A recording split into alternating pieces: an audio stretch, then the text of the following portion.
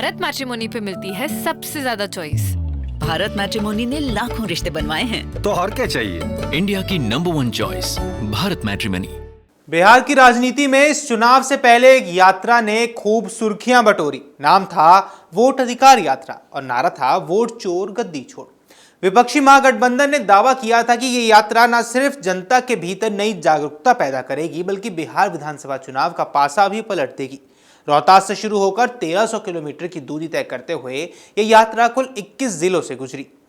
विपक्ष के शीर्ष नेता लगातार इसे गेम चेंजर करार देते रहे। चुनाव आयोग के एसआईआर के खिलाफ माहौल बनाने के लिए हर मंच से इसे उठाया गया, लेकिन नतीजे जब आने शुरू हुए तो तस्वीर कुछ और ही नजर आई।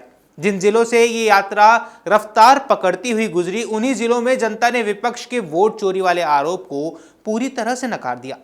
आंकड़े बताते हैं कि इन 21 जिलों में कुल 170 विधानसभा सीटें थी, लेकिन महागठबंधन इन 170 में से केवल 19 सीटें ही जीत पाया। यानी यात्रा का पूरा प्रभाव लगभग नल रहा। ऐसा लग रहा था जैसे तूफान को विपक्ष हवा देना चाहता था, वही जाकर शांत हो गया है। यात्रा की शुरुआत जिस जमीन से हुई वो रोहतास जिला भी विपक्ष के हाथों से फिसल गया। रोहतास की कुल 7 सीटों में से 6 पर एनडीए ने झंडा गाड़ दिया। ये शुरुआती संकेत ही साफ कर गया था कि यात्रा की ऊर्जा जमीन पर वोटों में तब्दील नहीं हो रही है।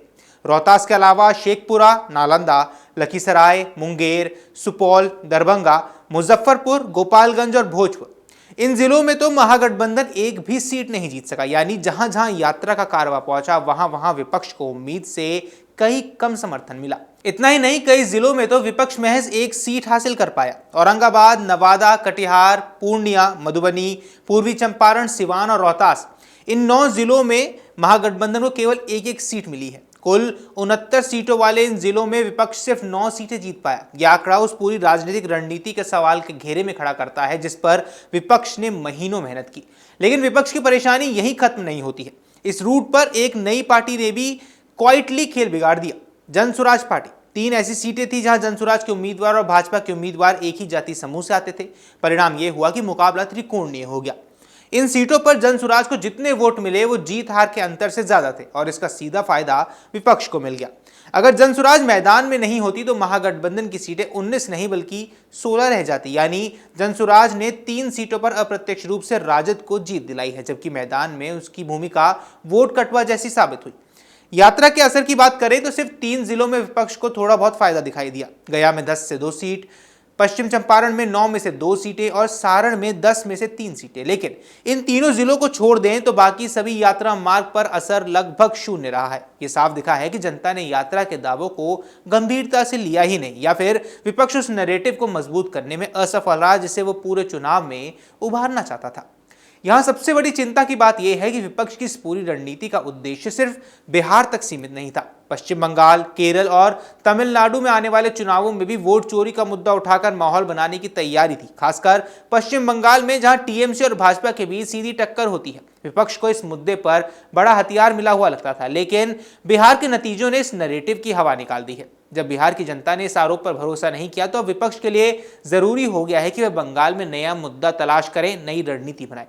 बिहार में एसआईआर मुद्दे पर विपक्ष ने काफी आक्रामक प्रचार भी किया। राहुल गांधी खुद यात्रा के सूत्रधार बने, लेकिन नतीजों ने दिखा दिया कि जनता ने इस मुद्दे को वैसे महत्व नहीं दिया है जैसा विपक्ष उम्मीद कर रहा था।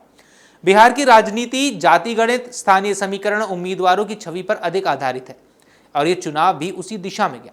एनडीए की मजबूती, संगठन की पकड़ और केंद्र की साख ने मिलकर विपक्ष के बड़े बड़े दावों को पीछे धकेल दिया। जनता की प्राथमिकता में शायद रोजगार, सड़क, बिजली, स्थानीय विकास और स्थिर शासन की उम्मीदें ज्यादा थी, ना कि वोट चोरी की राजनीति।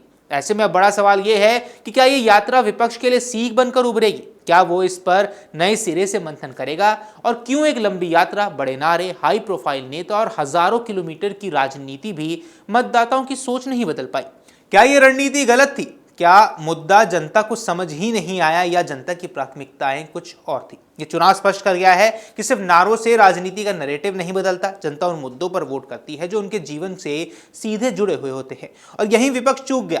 वोट चोरी जैसा गंभीर मुद्दे को जनता ने उतनी गंभीरता से नहीं लिया जितना विपक्ष ले रहा था। आपको बता दें, बिहार के नतीजों ने विपक्ष की राजनीति के सामने एक और बड़ा सवाल खड़ा कर दिया है कि क्या 2024-25 की राष्ट्रीय और राज्य स्तरीय राजनीति में जनता भावनाओं और आरोपों से ज्यादा ठोस विकल्पों और विकास के प्रश्नों पर ध्यान दे रही है। आपका जो भी जवाब है इन सवालों पर हमें कमेंट बॉक्स पर जरूर बताएं। फिलहाल इस वीडियो में इतना ही। नमस्कार।